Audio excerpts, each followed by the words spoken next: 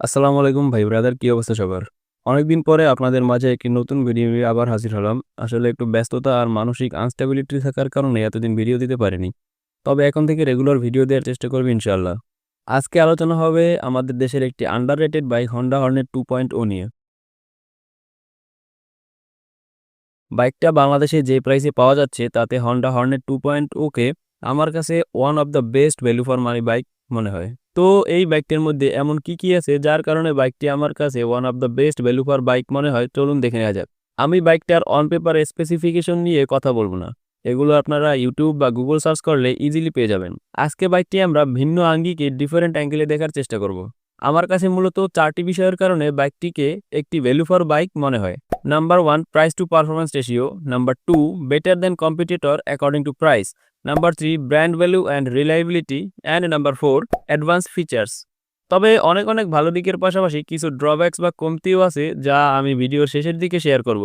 তাই ভিডিওটি শেষ পর্যন্ত দেখতে থাকুন। তো চলুন ভালো দিক দিয়েই শুরু করা যাক। Number 1, price to performance ratio. বাইকটার বর্তমান মার্কেট প্রাইস 2,89,000 টাকা। এই 2,89,000 টাকায় আপনি কি পাচ্ছেন? ফার্স্ট অফ অল, আপনি একটি 184 সিসির বেশ পাওয়ারফুল ইঞ্জিন পাচ্ছেন।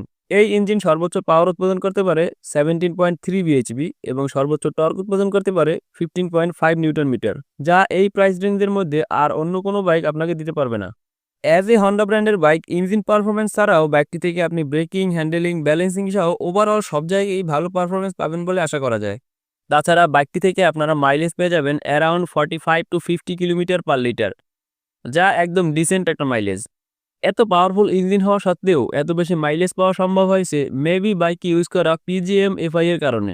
বাইকটার এক্সিলারেশনেও আপনি 155 সিসির বাইকের থেকে একটু ভালো রেসপন্স পাবেন, যা আপনাকে একটি হায়ার সিসি বাইক দিবে। তাছাড়া বাইকটি হাই স্পিড কর্নারিংয়ে যথেষ্ট ভালো স্টেবিলিটি প্রোভাইড করতে পারে, কারণ বাইকটিতে ব্যবহার করা হয়েছে সোয়া ব্র্যান্ডের ইউএসডি সাসপেনশন সেটআপ।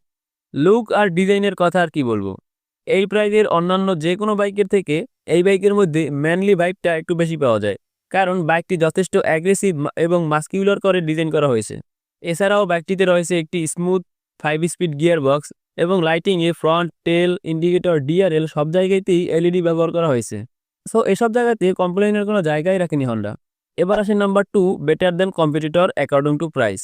যেহেতু এটা একটা জাপানি ব্র্যান্ডের বাইক, তাই কম্পেয়ার ও জাপানি বাইকের সাথেই করব। হন্ডা বাদে বাংলাদেশে আর দুইটা জাপানের রেপুটেডেড ব্র্যান্ড আছে, সুজুকি এবং ইয়ামাহা। সুজুকি ব্র্যান্ড থেকে এই প্রাইস রেঞ্জে মাত্র একটি বাইকই আছে, আর সেটা হলো সুজুকি জিক্সার এফআই এবিএস। এই বাইকের প্রাইস বাংলাদেশের মার্কেটে 2,79,000 টাকা।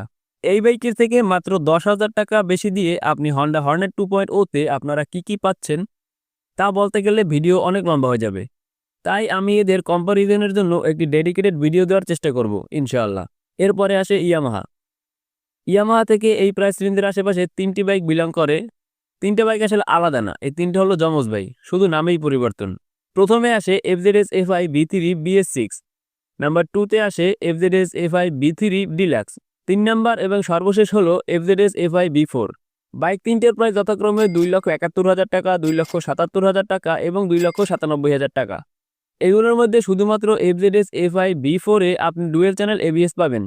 শুধু এটুকুই হন্ডা হর্নেট 2.0 থেকে বেশি আছে, কিন্তু তার জন্য আপনাকে অবশ্যই 8 থেকে 10,000 টাকা বেশি পে করতে হবে। এই বাইকগুলোর থেকে হন্ডা হর্নেট 2.0 এর looks better, engine powerful, feature তো বেশি। এই বাইকগুলোর সাথে হন্ডা হর্নেট 2.0 এর ডেডিকেটেড ভিডিও করবো ইনশাল্লাহ, সেখানে আরও বিস্তারিত আলোচনা করা হবে। যদি আপনারা সেগুলো দেখতে ইচ্ছুক থাকেন তাহলে চ্যানেলের সাথেই থাকুন। এবার আসি 3 নম্বর point, brand value and reliability. হন্ডার কিন্তু আরেক নাম হলো রিলায়েবিলিটি। হন্ডা মানেই রিলায়েবিলিটি। আপনি একটি হন্ডার বাইক মোটামুটি মেনটেনেন্স করে ইউজ করলে অনেক দিন পর্যন্ত কোনো হ্যাসেল ছাড়া ইউজ করতে পারবেন।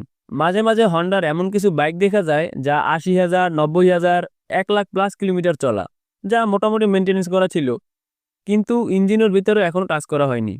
আপনি বাইকগুলো চালিয়ে বুঝতেই পারবেন না এটা এত বেশি চলা বাইক। অন্য কোনো ব্র্যান্ডের বাইকে এমন নজির খুব কম দেখা যায়।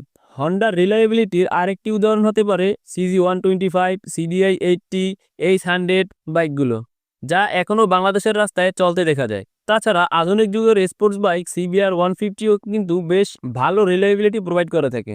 সো এইসব রেফারেন্সের ভিত্তিতে এবং হন্ডার পিছনের ইতিহাসের উপর ভিত্তি করে বলা যায় হর্নেট 2.0 এর রিলায়েবিলিটিও যথেষ্ট ভালো হবে। এবার আসি ব্র্যান্ড ভ্যালু। যারা ব্র্যান্ড ভ্যালুর নামে ইয়ামাহার ওভারপ্রাইস বাইকের পক্ষে কথা বলেন, আমার মনে হয় তারা ব্র্যান্ড ভ্যালু কী জিনিস তা বুঝেই না। ব্র্যান্ড ভ্যালু থাকা মানেই যে প্রোডাক্টের দাম বেশি রাখতে হবে এটা কিন্তু কোনো কথা না, আর দাম বেশি রাখা মানে কিন্তু ব্র্যান্ড ভ্যালু বেশি না। ওয়ার্ল্ড ওয়াইড হন্ডার ব্র্যান্ড ভ্যালু সুজুকি এবং ইয়ামাহার থেকে বেশি ছাড়া কম হবে না। এ বিষয়ে আপনাদের ডাউট থাকলে আপনারা রিসার্চ করে দেখতে পারেন। আসলে হন্ডা মার্কেটিংয়ের পিছনে অনেক টাকা খরচ করে না বলে হয়তো আমরা মনে করি হন্ডার ব্র্যান্ড ভ্যালু কম। আসলে খেলা কিন্তু পুরোটাই উল্টো। তো ব্র্যান্ড ভ্যালুর দিক থেকেও হন্ডা হর্নেট 2.0 অনেক বেশি এগিয়ে না থাকলেও সমান সমান থাকবে, এ কথা কেউ অস্বীকার করতে পারবেন না। এবার এই সর্বশেষ পয়েন্ট নাম্বার 4, অ্যাডভান্সড ফিচার্স। বাইকটিতে এটির কম্পিটিশনে থাকা অন্যান্য বাইকের চেয়ে বেশ অ্যাডভান্স কিছু ফিচার আছে, যেমন PGMFI, slipper and assist clutch, USD fog ইত্যাদি। সো এইসব ফিচার্সের কারণে এই বাইকটি অন্যান্য বাইকের তুলনায় বেশ এগিয়ে থাকবে। এতক্ষণ তো বাইকটার ভালো বিষয় নিয়ে কথা বললাম, এত ভালো দিকের মধ্যেও বাইকে কিছু কমতি তো আছেই।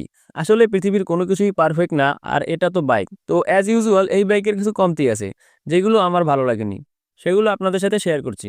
সর্বপ্রথম যদি কমতির কথা বলি তাহলে বাইকটিতে অবশ্যই ডুয়েল চ্যানেল এবিএস থাকা প্রয়োজন ছিল, এইটা একেবারেই ম্যান্ডেটরি। ডুয়েল চ্যানেল এবিএস দিয়ে বাইকটি প্রাইস যদি আরও 5,000 টাকা বেশি রাখা হতো তাহলেও বাইকটা অর্ধেক থাকতো, এইটা বাইকের সব থেকে বড় কমতি। Dual channel ABS is must, so the brand should take it seriously. এরপরে যদি আসি তাহলে বাইকটিতে একটি 6 স্পিডের গিয়ারবক্স দেওয়া উচিত ছিল।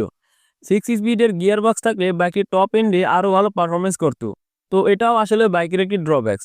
এরপরে বাইকটিতে যদি এয়ার কুলের জায়গায় অয়েল কুল ব্যবহার করা হতো তাহলে বাইকটির হিট রিডাকশন আরও ভালো হতো। তবে এটা আসলে বাইকের কমতির মধ্যে রাখা যায় আবার নাও রাখা যায়, আসলে এইটা তেমন বড় কোনো ইস্যু না। তো এই ছিল আমার পয়েন্ট অফ ভিউ থেকে হন্ডা হর্নেট 2.0। আমার মতামতের সাথে আপনার মতামত নাও মিলতে পারে বা অমিল থাকতেই পারে, এটা খুবই স্বাভাবিক। তবে আপনার গুরুত্বপূর্ণ মতামত অবশ্যই কমেন্ট করে জানাবেন। আর সম্পূর্ণ ভিডিও দেখার জন্য আপনাকে ধন্যবাদ। আসসালামু আলাইকুম, আল্লাহ হাফেজ।